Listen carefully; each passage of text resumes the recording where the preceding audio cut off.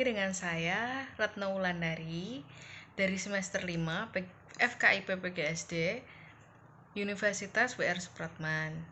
Pada hari ini, saya akan menerangkan materi tentang apa sih itu sistem pencernaan pada manusia, organ-organ apa saja yang ada pada sistem pencernaan manusia, lalu enzim apa saja yang ada dalam sistem pencernaan manusia, dan juga bagaimana prosesnya, lalu apa hubungan antara darah dengan sistem pencernaan. Yuk kita bahas materi itu sekarang.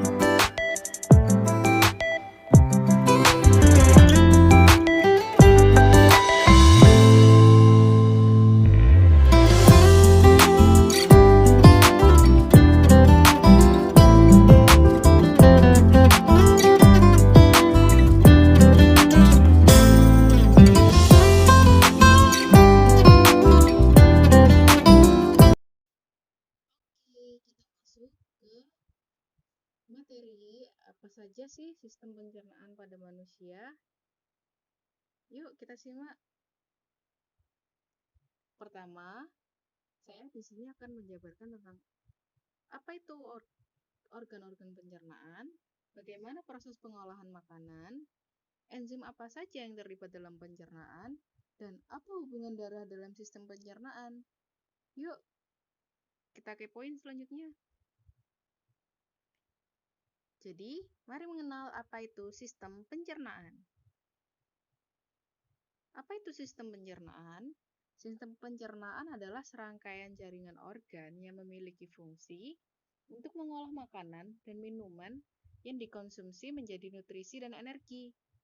Keduanya diperlukan untuk proses metabolisme, perbaikan sel dan jaringan tubuh, serta aktivitas sehari-hari seperti bergerak, bernafas, belajar, dan bekerja. Kita bisa lihat foto dari organ-organ pencernaan manusia sebagai berikut. Lalu, mari kita mengenal apa saja sih organ pencernaan pada manusia. Yuk, organ pencernaan pada manusia terbagi menjadi 6, yaitu yang pertama mulut, yang berfungsi sebagai tempat masuknya makanan dan dimulainya proses pencernaan. Lalu, ada faring dan esofagus. Tenggorokan atau faring adalah saluran pencernaan yang menghubungkan rongga mulut ke kerongkongan. Lalu ada lambung. Nah, di lambung terjadi pencernaan kimiawi, di mana makanan dicerna oleh enzim.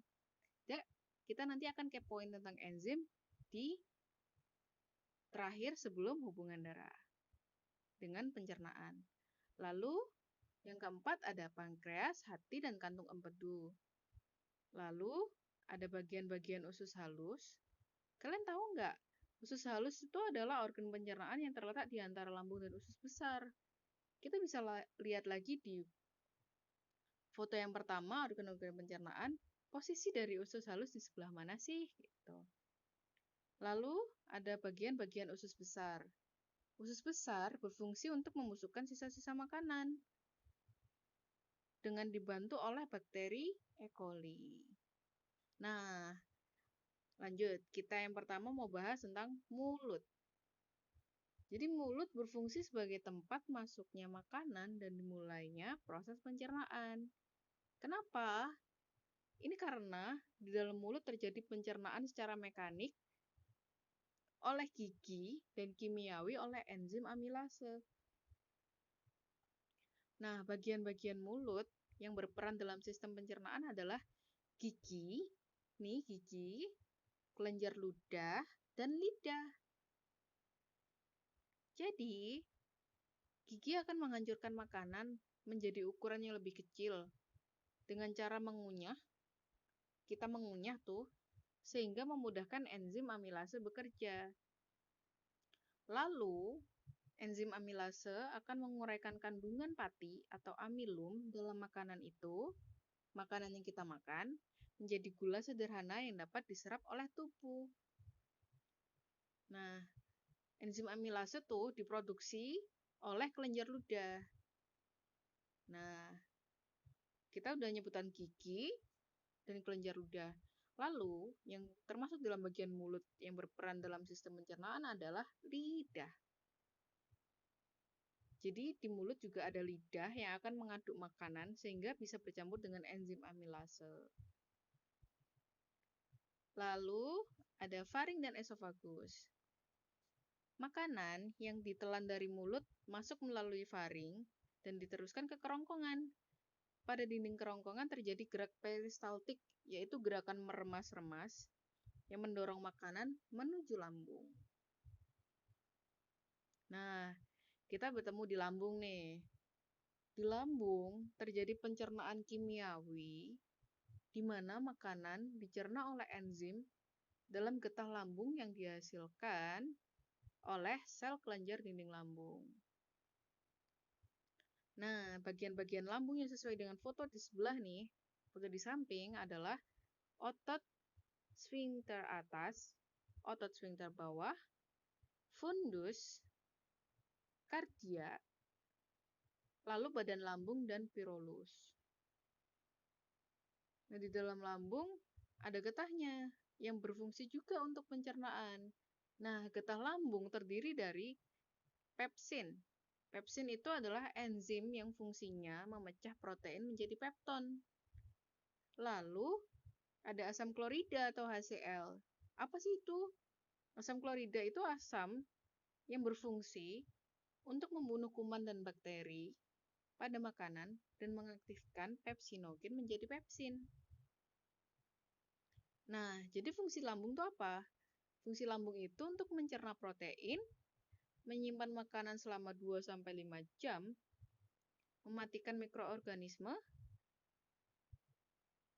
karena adanya HCl tadi. Jadi makanan kita lebih aman. Untuk selanjutnya di pankreas. Pankreas berfungsi untuk memproduksi enzim pencernaan untuk mencerna karbohidrat, protein, dan lemak di usus halus. Nah, pankreas juga akan menghasilkan senyawa bikarbonat, yaitu senyawa yang akan menetralkan makanan dari lambung yang sifatnya asam, sehingga tidak melukai dinding usus halus.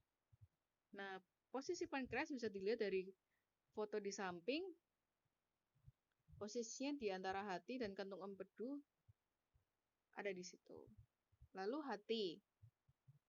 Hati adalah organ pelengkap dalam sistem pencernaan karena akan membentuk cairan empedu yang diperlukan dalam proses pencernaan lemak.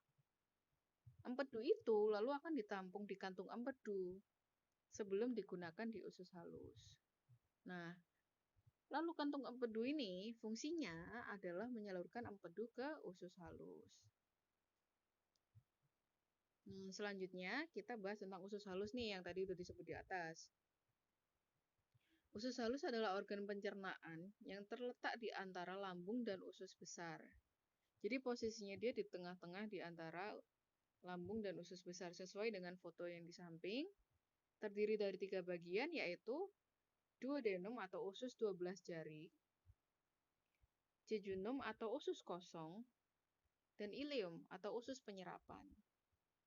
Nah, kita bahas tentang usus 12 jari dulu nih. Duodenum atau usus 12 jari fungsinya sebagai tempat pencernaan makanan secara kimiawi. Caranya gimana? Caranya, makanan dari lambung yang masuk ke duodenum atau usus 12 jari ini akan dinetralkan dulu oleh senyawa bikarbonat dari pankreas. Lalu, lanjut dicerna menggunakan enzim amilase, lipase, dan tripsin dari pankreas, serta enzim maltase yang dihasilkan oleh usus halus itu sendiri. Nah, selanjutnya, amilase akan memecah amilum menjadi maltosa. Maltosanya lalu lanjut dipecah lagi jadi glukosa oleh enzim maltase. Nah, lalu lipase itu fungsinya apa sih? Enzim lipase berfungsi untuk memecah lemak jadi asam lemak dan gliserol. Nah, proses ini dilakukan dengan bantuan empedu yang akan mengemulsikan lemak sehingga enzim lipase bisa bekerja. Sementara itu, tripsin akan memecah peptide menjadi asam amino. Nah, glukosa, asam lemak, gliserol, dan asam amino adalah bentuk zat gizi sederhana yang siap diserap tubuh. Lalu kita lanjut ke jejunum atau usus kosong.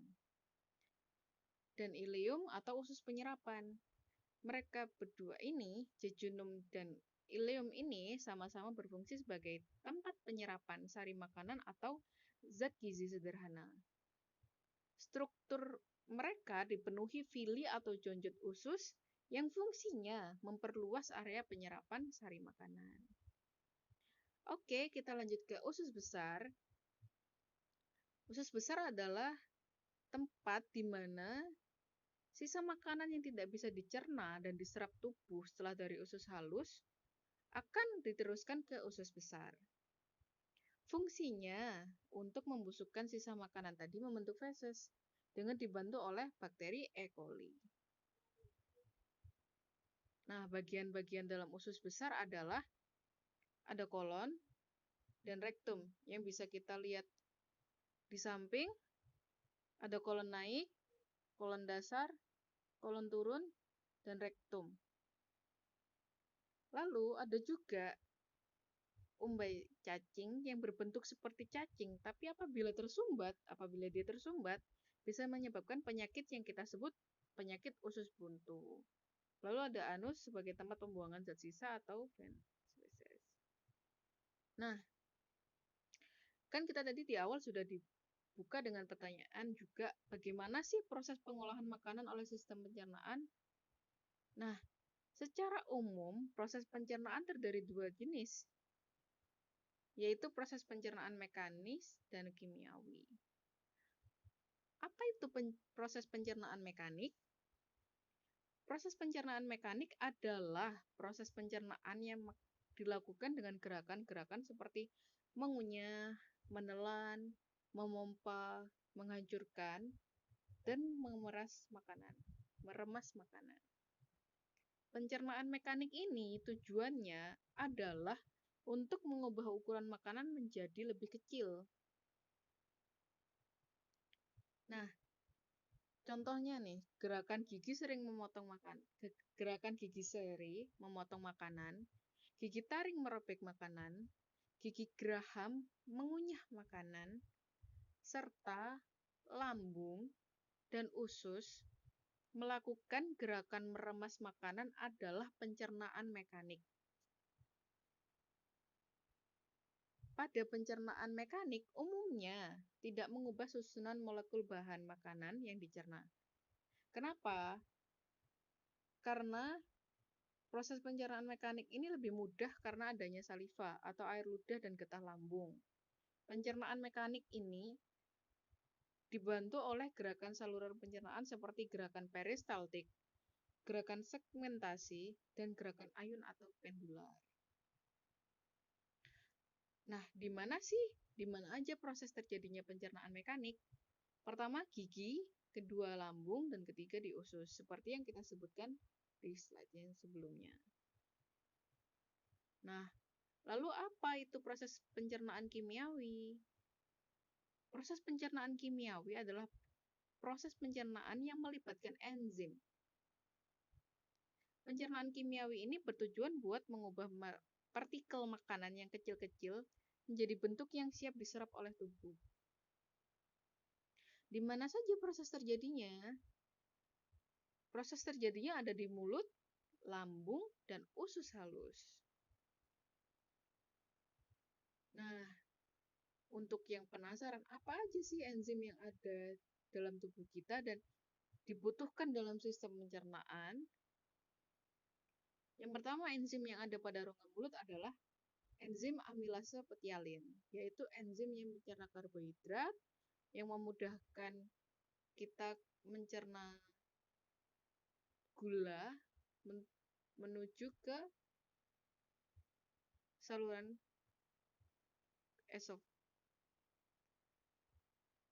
Lalu yang kedua, Ada dua enzim utama di lambung untuk mencerna makanan, yaitu pepsin dan lipase lambung.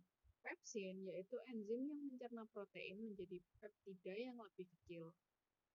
Lalu lipase lambung yaitu enzim yang juga bertujuan untuk mencerna trigliserida. Dan dari dua enzim tersebut ada satu lagi enzim, yaitu enzim mucin, adalah enzim yang dihasilkan dari sel mukosa atau selaput di dalam permukaan dalam lambung. Nah, selanjutnya ada beberapa enzim dari pankreas yang amat krusial atau sangat penting dalam pencernaan kimiawi. Yang pertama, amilase pankreas yang bertugas untuk mencerna polisakarida menjadi disakarida. Lalu, lipase pankreas, enzim yang juga membantu mencerna trigliserida menjadi asam lemak. Lalu ada protease pankreas, yaitu enzim yang bertugas dalam mencerna peptida dari protein menjadi asam amino. Nah, lalu enzim yang ada pada usus halus diantaranya adalah pertama enzim erepsin, yaitu yang bertugas mengubah pepton menjadi asam amino. Enzim maltase yang bertugas mengubah maltosa menjadi glukosa. Enzim sukrase yang bertugas mengubah sukrosa menjadi glukosa dan fruktosa. Lalu enzim laktase yang bertugas mengubah laktosa menjadi glukosa dan galaktosa. Nah, yang terakhir, apa sih hubungan darah dalam sistem pencernaan? Jadi, nutrisi yang telah dipecah menjadi zat-zat yang lebih kecil ini lalu meluncur melalui dinding bagian dalam usus halus yang dipenuhi dengan tonjolan kecil yang disebut villi. Villi ini juga terdiri dari tonjolan yang lebih kecil lagi yang disebut mikrovilli. Kombinasi antara villi dan mikrovilli ini dapat meningkatkan luas permukaan usus halus. Hal inilah yang membuat penyerapan nutrisi menjadi lebih maksimal. Nah, jadi setelah makanan dipecah menjadi bagian yang sangat kecil untuk mudah diserap, dinding usus halus kemudian menyerap air dan nutrisi dari makanan ini ke dalam aliran darah. Sementara itu sisa-sisa makanan yang tidak dicerna atau diserap akan dibawa ke usus besar. Jadi hubungan darah dengan sistem pencernaan adalah darah adalah yang bertugas menyalurkan nutrisi ke seluruh tubuh. Sehingga apabila sistem pencernaan ini tidak baik, maka nutrisi yang disalurkan oleh darah ke seluruh tubuh juga tidak akan optimal. Nah, sekian presentasi dari saya. Mohon maaf apabila ada kesalahan mengucap, kesalahan kata, atau ketidakjelasan dalam mengeja nama. Mohon dimaafkan. Terima kasih. Saya Ratna Wulandari dengan NIM 1904310004. Undur diri. Wassalamualaikum warahmatullahi wabarakatuh.